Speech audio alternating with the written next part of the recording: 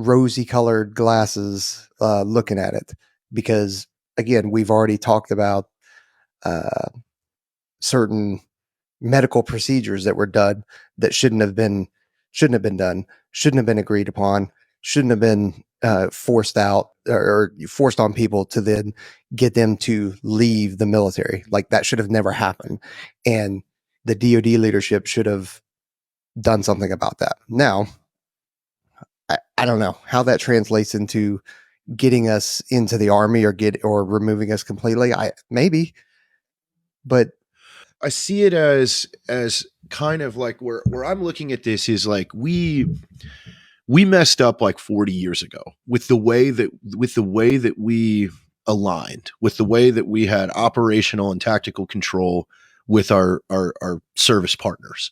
And I think that is where this is going to come to a head and eventually hurt us, because just taking the TACP career field, let's just talk about that, because that's where I come from and that's what I know is, generally speaking, the Army does not like how this works. They do not like that. Oh, I get a new pack of Air Force every rotation. I have to learn how to integrate with them, and then they're supposed to provide me this service. And there is sometimes a lot of friction there. There's a lot of issues with the maturity level of JTACs going into the battalions. I've always advocated for an age restriction. I felt that if you're going to be a JTAC, you have to be at least 25 years old. And I will argue that with anybody that wants to argue it with me, because I was a 19-year-old and a 21-year-old, as a battalion JTAC, and I look back on those combat rotations and go, God, I was an idiot. Like, I was fighting the wrong battles.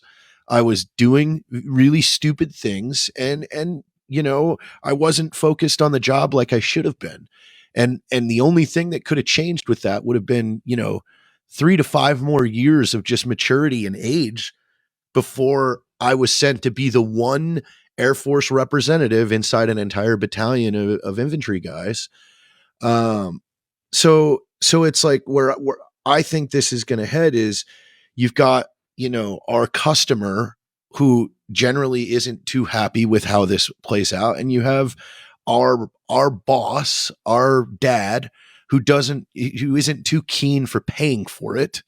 So you marry those two things together, and maybe we just become the training function for the Army eventually. The Army 13 Foxes get the ability, they finally win the fight to become certified JTACs, and the TACP career field essentially becomes the people that train those guys and maintain their records and manage the JTAC program. well, that is a Is this too much? well,